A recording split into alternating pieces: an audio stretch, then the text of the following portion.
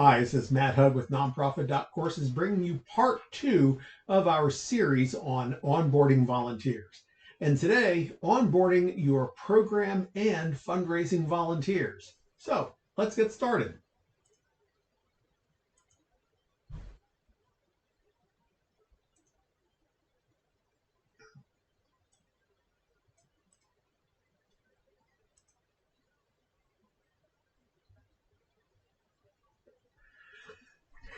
Take 2.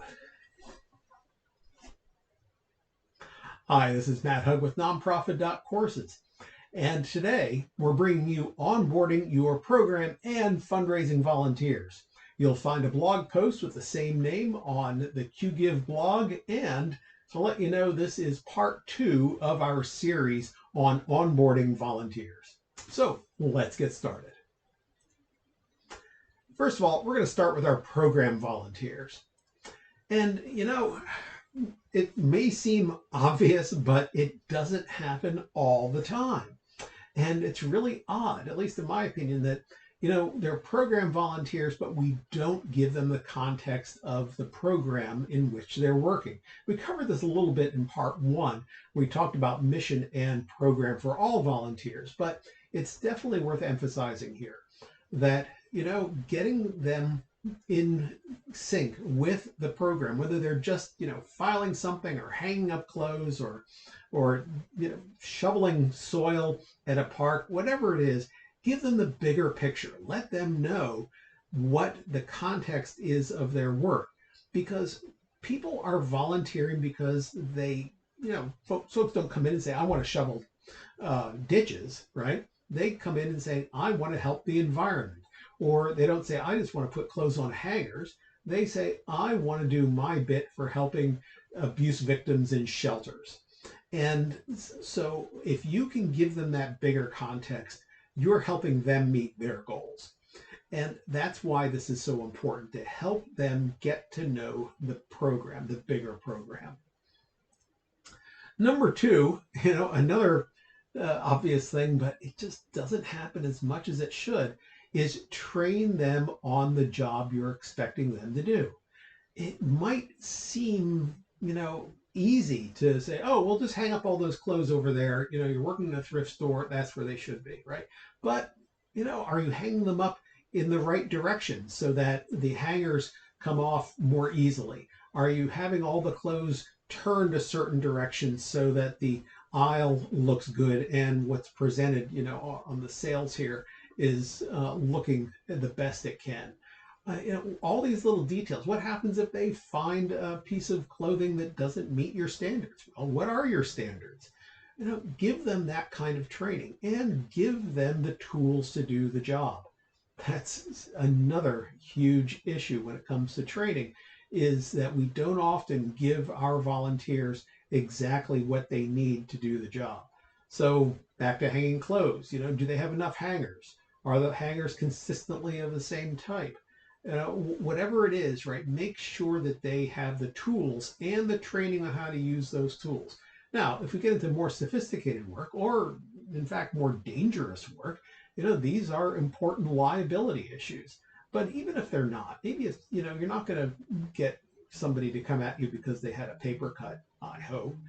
But you want to give them the best experience so that they feel satisfied with doing the job you're asking them to do, and so that you feel satisfied that they have done the job well and right.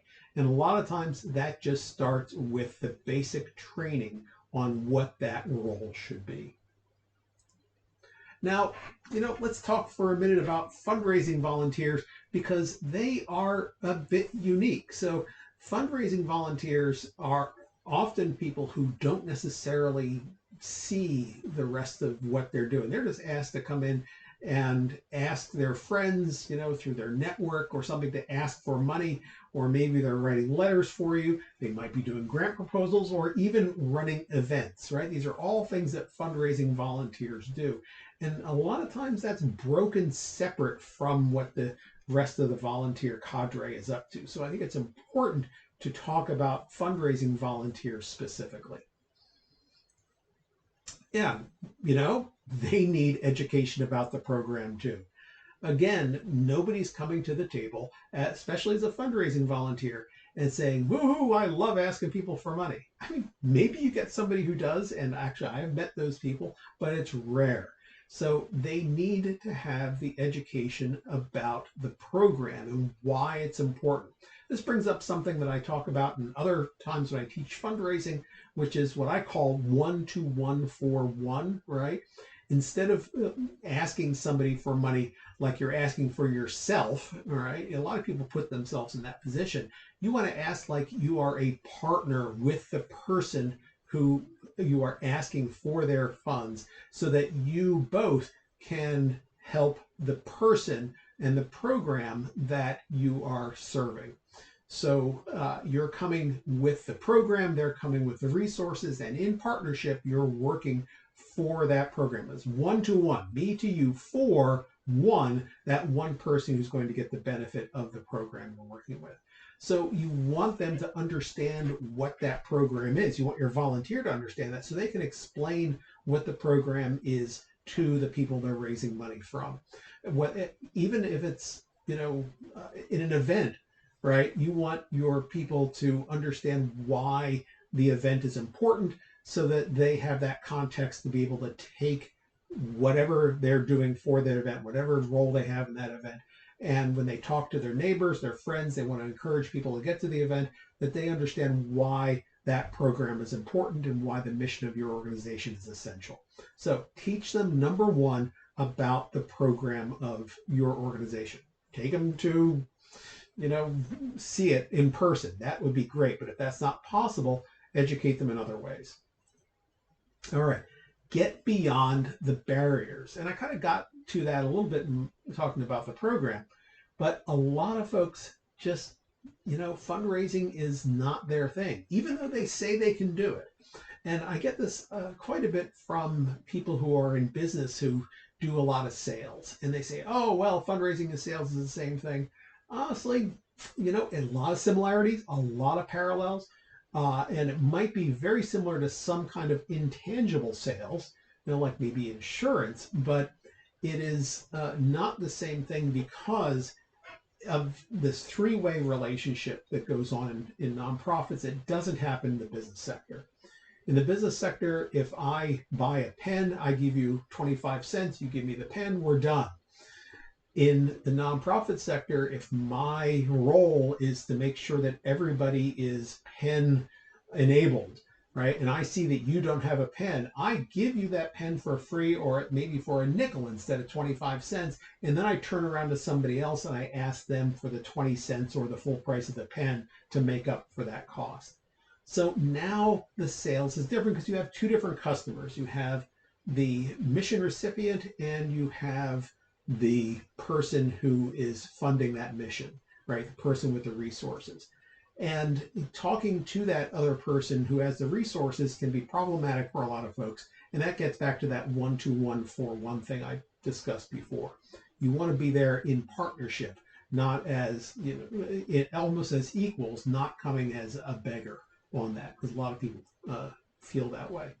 But even so, there are a lot of times when people just have barriers to the whole asking for something for what apparently seems like nothing. But in reality, the person who is the donor is getting a lot of things out of it. I'd recommend a book called 7 Faces of Philanthropy, which is a classic. And maybe, it's a little bit old, and the morphotypes it describes in people might be a little bit dated, or maybe there's another one out there and maybe there are 8 faces today or something. But the point is that there are definitely reasons why people give that aren't necessarily just purely because they want to give. In fact, most people don't give out of pure, what we might think of as altruism, although in the 7 Faces they talk about altruism. But what they do is they have other reasons. And surprisingly, it's usually not taxes. That's the thing that folks say, oh, well, taxes are why people give. No, it's not actually. It's about the program, about the mission. So check out that book. But get beyond the barriers and get people trained in the kind of specific fundraising you are looking to do. right? Which is my next point here. Get them trained. Now, a lot of folks will say, well, I already know how to do this, right? How hard could it be to ask somebody? No, get them in doing role playing. If you're doing letters, right? You know that a fundraising letter is not the same as a business letter. There are a lot of counterintuitives like multi-page works, and where a business letter might be a single page. People read stories. You want your volunteers to be able to tell stories about the people who you are serving. And so you need to give them those stories to tell.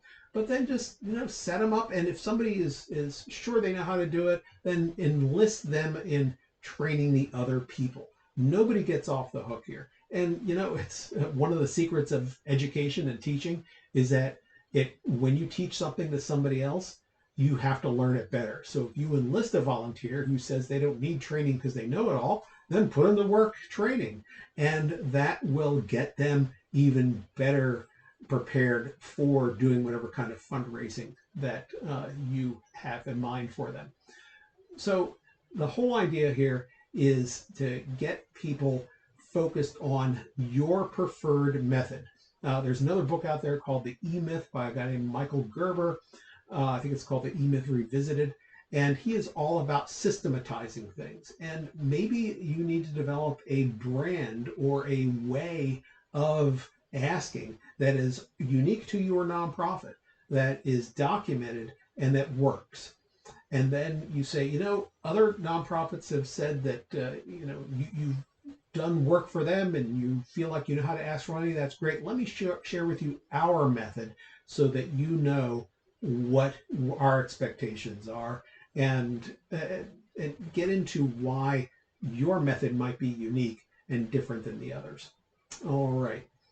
So, this is the other thing too. You need to provide them the tools they need. Just like program volunteers, you need to provide them the stuff in their hands so that they have, brochures, go to websites, whatever it is that you think somebody needs to make that solicitation.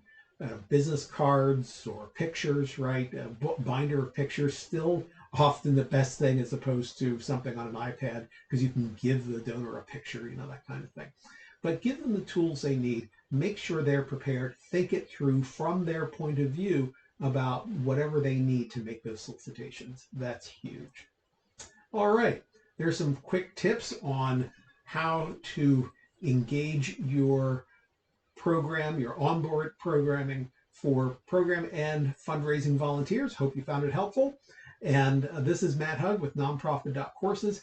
If you want to see videos like this or thousands of others, and it's not, believe me, it's not all Matt talking, go to Nonprofit.Courses and you will see hundreds of topics on all sorts of things nonprofit.